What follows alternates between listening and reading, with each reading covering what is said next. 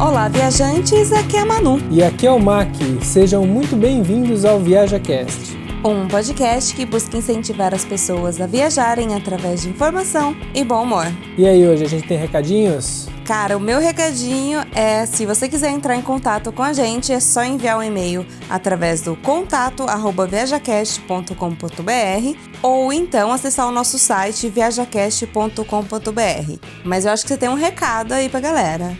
Se você gosta do nosso conteúdo, você pode ajudar através do PicPay. Com o valorzinho de um cafezinho por mês, você já vai fazer uma puta diferença pra gente. Ou, se você não pode ajudar financeiramente, você pode compartilhar o nosso conteúdo. Isso ajuda também muito. Então não esqueça, se você tiver alguma dúvida, acesse o nosso site, lá vai ter tudo descrito bonitinho. Partiu? Partiu!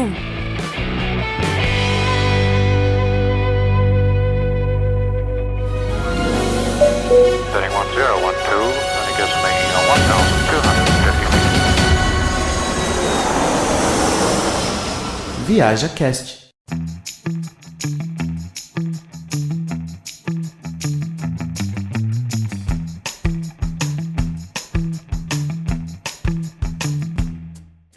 Bom, pessoal, sejam muito bem-vindos à nossa série sobre cidadania italiana. Esse já é o segundo episódio, então se você não ouviu o primeiro, volta lá e ouve ele, porque já tem algumas informações legais, caso você tenha interesse de fazer a sua cidadania italiana. Sim, como é uma série, é interessante você ver todo o conteúdo para você entender, porque agora hoje a gente vai falar sobre documentos. Isso, vamos falar tudo que envolve a questão de procura de documentos. Bom, quem fez todo esse trâmite de procura de documentos foi o Mac, então ele vai contar bastante a questão, como que foi a experiência dele buscando esses documentos, o que foi difícil, o que não foi. Então, através da nossa experiência, vocês se espelhem aí, tem coisa que pode ser diferente e bora lá. Bom, até onde eu sei, a primeira coisa a ser feita é descobrir quem que é o italiano, certo? Sim. Como a gente falou no outro episódio, você começa fazendo a sua árvore genealógica para você descobrir quem é o italiano e aí você vai saber se pode ou não pode. A partir de hoje a gente vai considerar que você pode. Então você vai começar a procurar os seus documentos. Eu aproveitei, que foi uma coisa que eu pus para mim, eu gosto de viajar tudo, para que essa pesquisa se tornasse uma grande experiência. Então, para mim funcionou, talvez para vocês podem fazer, que serve de dica também. Como os documentos dos meus parentescos estavam cada um em uma cidade diferente, eu fui juntando eles e fazendo tudo por telefone, por e-mail. E no último dia, quando estava tudo pronto, que eu deixei tudo alinhado, eu fiz uma grande viagem, passei por todas as cidades e recolhi os documentos. Então isso é uma dica já inicial, que se você quiser fazer é muito legal. Mas, Mac, não querendo te cortar, mas eu queria saber qual que é o documento que a pessoa precisa ter em mãos. Sim, ela vai precisar ter em mãos. Começa com o próprio documento, né? Sim, mas qual é esse documento? É a sua certidão de nascimento. E se você for casado, se já for casado, sua certidão de casamento. E isso de todas as pessoas até chegar no italiano? Sim, como você tem que justificar que você tem sangue italiano, você vai ter que possuir, no mínimo, todos os documentos de nascimento e de casamento. Com isso você vai conseguir comprovar toda a escadinha até o italiano. Com um detalhe, o italiano seria ideal você também ter a certidão de óbito, que provavelmente ele já vai estar morto, ou se você tiver muita sorte ainda ter um vô vivo italiano, aí você não vai precisar ter certidão de óbito dele, né? Ah, não, Óbvio. vai ser bem mais fácil. Vai ser muito mais fácil com antenato. Vamos já colocar uma palavra no dicionário. Antenato italiano. Antenato italiano é quando você está falando da pessoa que deu origem ao seu sangue, né? O italiano que transferiu o sangue até você. Então ele é o seu antenato italiano. Então eu vou colocar ela no dicionário para vocês saberem que daqui para frente a gente provavelmente vai falar antenato italiano. Então se ele está vivo, é bom para você que o processo é muito simples, muito mais fácil, né? Porque você vai ter provavelmente a carta de identidade dele e tudo já resolvido. Se não, ele já tiver falecido, você considere também a certidão de óbito dele. Teve uma pessoa que enviou uma dúvida aqui pra gente e perguntou se todos esses documentos teriam que ser em inteiro teor. Então, não é obrigatório, até onde eu sei, mas todos os assessores, inclusive eu, fiz o inteiro teor. Ele tem, porque se você não fizer inteiro teor, se eu não me engano, não tem custo, ou o custo é baixinho. O inteiro teor, ele tem um custo na época que eu fiz de R$65 cada inteiro teor. Eu aconselho a fazer porque o documento inteiro teor contém a história do documento. Então, tudo o que aconteceu no dia que foi feito o documento, inclusive ali naquele documento inteiro teor, você pode encontrar informações depois. Por exemplo, uma certidão de nascimento em inteiro teor, ela vai constar também informações de quando ele casou, de quando a pessoa morreu e assim por diante. Ela vai sendo anexada, né, em inteiro teor. Então, isso é muito bom até para você levantar os documentos, que às vezes você sabe o nome de todo mundo, mas você não sabe a cidade que a pessoa nasceu. Então, no inteiro teor, você pode talvez conseguir essa informação. Não sei, lá vai ter muita coisa escrita. Tudo que tiver documentado no cartório vai estar escrito no inteiro teor. Sim, porque se a galera se espalhou, se procriou que nem coelho... Isso aí vai longe. Ajuda a achar. No meu caso, começou ali em São Paulo pela migração e foi espalhando para o interior. Então, são várias cidades. Eu passei por bastante cidades para pegar os documentos. Cada um estava numa cidade diferente. Então, quer dizer, a galera foi se multiplicando e migrando ao mesmo tempo. Então, mas você acha que alguém reparou que a gente é do interior? Imagina, nem puxa o R, né? Porta, porteira, portão? Imagina, né? Bom, uma coisa que eu sei que precisa ser feito é apostilar os documentos. Sim. Essa é uma obrigação. Antigamente você tinha que ir até o consulado e carimbar lá. Hoje eles fazem esse processo equivalente, que seria você fazer o apostilamento dos documentos. Eu já peguei a fase do apostilamento, ou seja, já está em vigor há algum tempo já.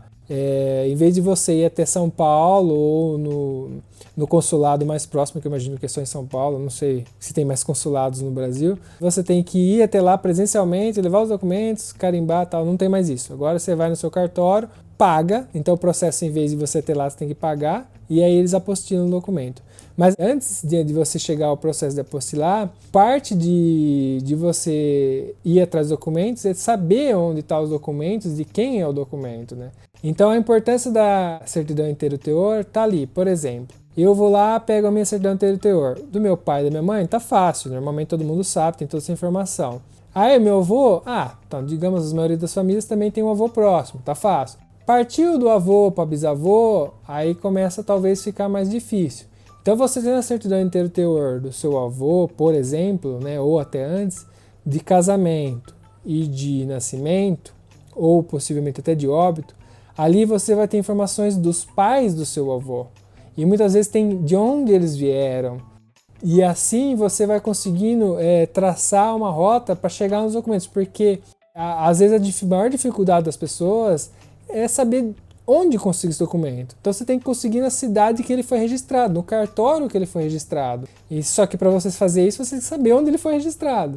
Então, conforme você vai andando para trás no tempo, vai ficando cada vez mais difícil. Inclusive, a hora que você chega no antenato italiano, muitas vezes é muito complicado, porque você, às vezes, o máximo que você vai saber é que ele é de, por exemplo, de Mantova, que é o caso do meu. Tá, mas Mantova é uma região. Ela é imensa, entendeu? Então, para descobrir que, no meu caso, ele é de Mantova, mas ele é de Borgo Franco Sul, que é uma cidadezinha de, 5.000 habitantes, dentro da região de Mantova. Você imagina a dificuldade disso. Então, muitas vezes você paga um pesquisador na Itália, tem pessoas que pagam um pesquisador, que é justamente para fazer esse papel por você na Itália. E você paga, às vezes, um assessor no Brasil para fazer o papel dos documentos brasileiros, né, que estão no Brasil. Então, isso é um detalhe a se considerar. Você tem que ir escalonando. A certidão inteiro teor pode te ajudar. Ela não garante, mas ela pode te ajudar. Então, tá aí a importância também. Tá, vale lembrar também a questão da validade, o tempo de validade desses documentos. Se eu não me engano, são 6 meses que eles vão ter validade, porque depois que ele foi emitido e feito apostilamento, ele vai ter uma validade de 6 meses. Então, assim, você vai fazer primeiro toda a pesquisa, verificar onde estão, ligar nos cartórios ou ir até lá pessoalmente e só pegar esses documentos quando realmente você for fazer o processo de cidadania, por conta dessa validade, senão você vai ter que fazer tudo de novo. Sim, para pegar a certidão inteiro teor, acho que você não consegue não pagando. você vai ter que pedir pro cartório, porque a certidão interior, ela é feita assim, você vai fazer uma requisição pro cartório, o cartório vai ter que pegar o livro, né, porque normalmente vai estar em livros ainda, né, e ele vai pegar, puxar todo o histórico daquela pessoa para gerar essa certidão, porque é uma certidão descritiva, né, ela tá ali dissertada, tudo o que aconteceu. Por isso que ela demora, às vezes, ela não é na hora. Às vezes ela demora alguns dias, porque o escrivão vai ter que ir lá e falar, ó, tal dia aconteceu isso, né? É legal porque você vê que tem tipo um textozinho com a história do que aconteceu. E ela é muito importante, mas você tem que ficar observando essa questão da data, né? Você tem que casear tudo junto. Sim. E pessoal, vale lembrar também que a gente é do interior de São Paulo, a gente tá contando a experiência ali dentro do estado de São Paulo. Então, assim, em outros estados, eu não sei se muda alguma coisa, se tem algum processo burocrático diferente. Então, aí a questão é se informar mesmo, ligar e se informar. Mais uma coisa que tem que fazer com esses documentos, após apostilar. Após apostilar ou não, pode ser que você não tenha apostilado depois. É a tradução para italiano, sim, né? Sim, você vai apostilar, porque assim, se você for fazer a tradução no Brasil, você pode fazer a tradução no Brasil ou na Itália. É legal você já chegar com tudo pronto aqui, que a gente já tinha falado no outro episódio. Não deixar para fazer as coisas aqui. Mas se você falar, não, eu quero fazer a tradução na Itália, porque é uma possibilidade, você pode fazer isso, conhece alguém, sei lá, então você vai pegar o documento, apostilar ele, trazer ele apostilado aqui, e aqui você faz a tradução, e você não precisa fazer apostilamento de novo da tradução. Se você fizer no Brasil, então você vai pegar o documento, a certidão de nascimento, de casamento, vai traduzir ela, aí vai montar um pacotinho, e esse pacotinho vai ser apostilado. Então cada documento, né, vai ter a certidão, a tradução, e vai ter 2 apostilas. Apostila da certidão e a apostila da tradução. Então isso daí é um fator multiplicante que eu sei que eu passei muito bem por isso. Eu tinha 10 documentos, então você imagina que são 10 documentos, 10 tradução, 20 apostilamentos. Sim. E vale lembrar, assim, não é tradução do Google, galera. Essa tradução, ela é feita por um profissional que se chama tradutor juramentado. Exatamente. Inclusive, você encontra o nome desses tradutores juramentados em sites oficiais do país.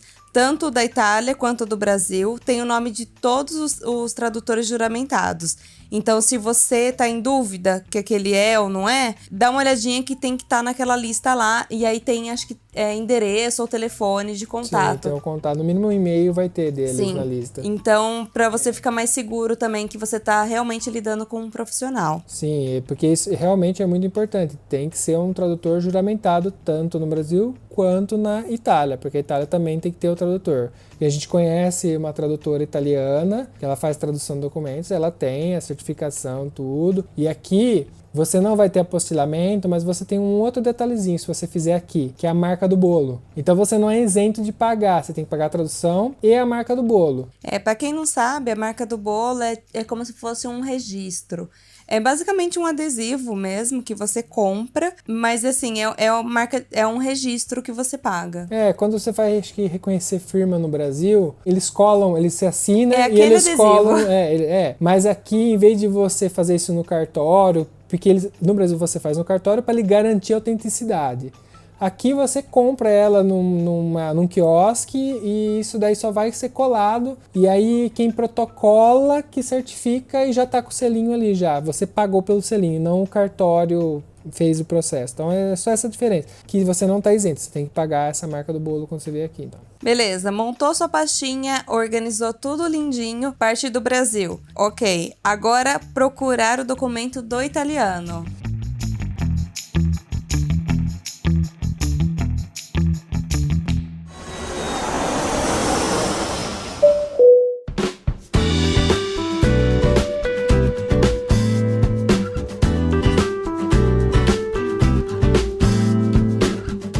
Procurar o documento italiano, por exemplo, eu não tive que procurar. Felizmente eu tinha meu primo, que ele já tinha feito, então ele já sabia a cidade, que ele nasceu, sabia tudo que tinha feito hoje já fazem 14 anos que ele fez isso. Então, há muito tempo atrás ele tinha feito isso, numa época que nem internet tinha. E como que você vai fazer isso? Se você quiser fazer por conta própria, você vai ter que ligar e falar italiano.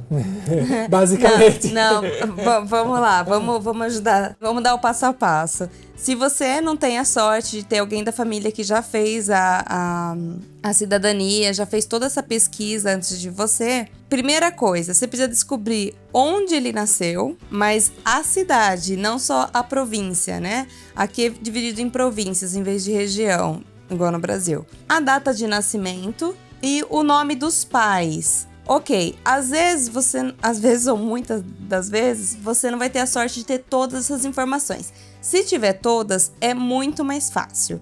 Se não tiver, você vai tentar descobrir. Como que você pode tentar descobrir esses dados? Existem várias fontes. Uma delas é Museu da Imigração ou arquivos com listas de imigrantes. Sim, ou você pode, que nem provavelmente esse italiano foi pro Brasil e morreu lá. A maioria dos casos acontece assim, ele migrou para o Brasil, procriou no Brasil, entre aspas, e morreu lá. Na certidão de óbito, pode ser que conste essas informações, e essa certidão de óbito está no Brasil. Então, se você chegou até a certidão de óbito dele, se foi esse que não chegou, é um outro meio de você ter essas informações, além dessas. Tá. Outro dado importante de saber é que os registros civis da Itália começaram a ser feitos em 1800, mais ou menos. Então, se o seu parente italiano ele tem data de antes de 1800, você vai ter que procurar nas igrejas. No caso, aqui na Itália, no sul, começou a ser feito em 1800, 1820, lá na Sicília. Depois, no caso aqui do centro e norte da Itália, entre 1860 até 1870. Então, dependendo da região, você já encontra o registro civil, ou seja, na comune, que é a prefeitura da cidade. Caso contrário, datas antes desse período, tem que procurar na igreja, tem que falar com o padre para poder achar. É um pouquinho até mais difícil. No caso do Mac, estava na paróquia, né? Sim, estava numa paróquia e como meu primo já tinha conseguido o documento, ele acabou ligando mesmo e conseguindo uma segunda via do documento quando eu precisei. Mas a gente conhece bastante gente aqui, sabe? Se é na comune, é uma comunicação realmente mais fácil, só se você pegar uma comune que não está muito simpática com o brasileiro, porque acontece. Né? Mas eles são obrigados a dar, no final das contas você tem direito, você pode procurar algumas leis que você vai procurar como circulares que garantem o seu direito àquele documento. Então se você tem um parentesco, você tem direito ao documento. Só que aí no caso, quando é a paróquia, a igreja, é mais complicado, você tem que ter muita sorte de ter um padre ou responsável simpático, tá? Porque já não é um órgão público, já é meio complicado, é um arquivo histórico, sabe? Então, seu antenato ele é muito, muito antigo, não é fácil, é um pouco mais difícil. Que aí vem os pesquisadores, que é muito comum as pessoas pagarem, em vez de pagar assessor, pagar pesquisador. São pessoas especializadas em fazer essa intermediação, que não custa barato, mas é um meio, se você não tem outra opção, é um meio, né? Sim, até porque se você vai ligar, você obviamente tem que falar em italiano, ou arrumar alguém que fale para você. Se você for mandar e-mail, também tem que ser escrito em italiano. Mas vale lembrar que, às vezes a pessoa descobre que o parente é de uma região e envia e-mail para todas as cidades daquele lugar. Você tem que se atentar que é o seguinte: tenta fazer a pesquisa o mais profunda possível antes de ligar, antes de mandar e-mail. Por quê?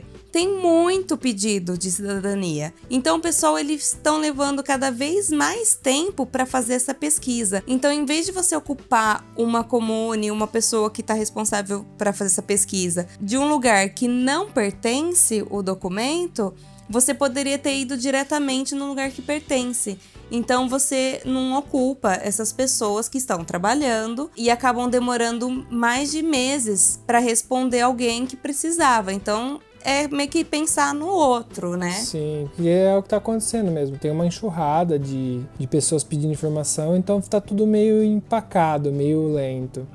Eu vou dar uma dica que é de ouro e você só ia descobrir provavelmente aqui, porque a gente não faz nem ideia no Brasil, e também nunca vi tantas pessoas falando sobre isso. Mas a Itália tem um sistema de e-mail diferenciado, que você pode talvez tentar usar para te ajudar se você for fazer por conta. E aí você vai pesquisar sobre isso. Eu vou te dar a dica e você pesquisa, mas aqui existe um sistema de e-mail que chama e-mail PEC, PC.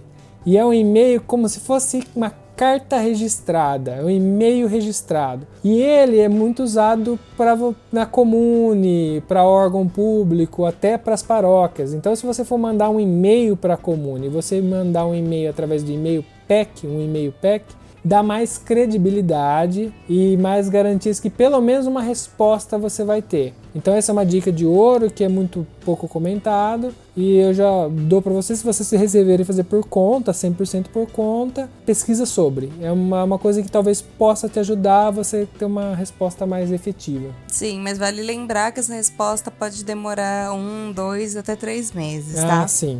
Sim. Outra Nada coisa garantia. que vale lembrar é que normalmente em paróquias, quando o seu documento tá lá, a pessoa pede uma oferta, uma ajuda, porque eles normalmente são pessoas que estão ali como voluntários. Então, às vezes eles têm que ir até a comune mais próxima para poder levar esse documento. É uma ajuda para pesquisa, que pode ser de 50 até 100 euros.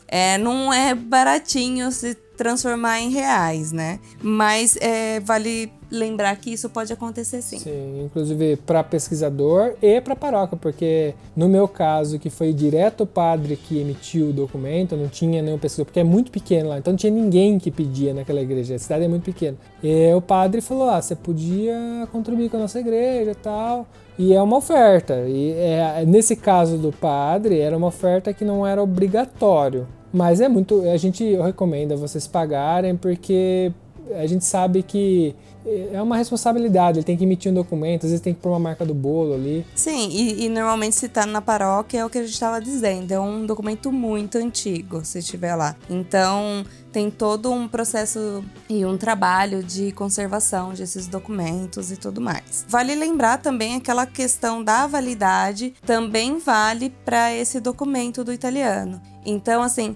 vê direitinho, se planeje antes de pedir esse documento, porque ele também vai ter a validade. E vale lembrar também que esse documento não poderá ser enviado por e-mail. Você tem que ter ele original, em mãos. Ou seja, se você está pedindo esse documento do Brasil, tem algumas comunes aqui na Itália hoje que não enviam mais diretamente para o Brasil. Então, ou você descobre tudo direitinho e vem pessoalmente buscar, ou você pede para entregar para alguém que você conheça aqui, e aí depois você pega com essa pessoa o documento. Ou se essa pessoa que você conhece aqui na Itália foi mandar para você, considere uma média aí de 60 euros para enviar. Não é barato para enviar um documento do Brasil. A gente já teve que enviar documentos pessoais para o Brasil, de lá para cá, e é realmente caro o envio de documentos com prazo relativamente curto. Se você tiver mandar um documento e puder esperar um mês e meio sem garantia que vai receber, você consegue pagar barato. Mas no caso que a gente tá mandando documentos pessoais importantes, a gente acabou pagando e não é barato. Esse valor de 60 são para documentos para chegar em menos de uma semana. O valor de carta normal aí vai para 5 euros, assim. Só que é aquele negócio, é um mês para chegar, porque a gente já também enviou. E você fica esperando carteira igual cachorro. E você sabe que a garantia não tem, porque vai pelo correio mesmo, né? Sabe o cachorrinho que fica esperando no portão? Você vai ficar junto com o seu cachorro esperando. Lembra que é um documento e um documento tem um valor, né? Então, deve ser em consideração.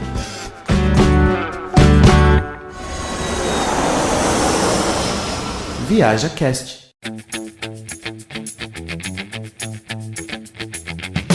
Bom, é isso a questão de documentos. Se você tiver alguma dúvida, eu vou frisar aqui. Não esqueça de mandar um e-mail para contato@viajacast.com.br. Assim como a gente já respondeu uma dúvida hoje, a gente vai continuar respondendo durante a produção dessa série. Certo. Bom, logo mais a gente tem outro episódio falando ainda desse processo de cidadania, tá bom? Um abraço. Um beijo. Tchau, tchau.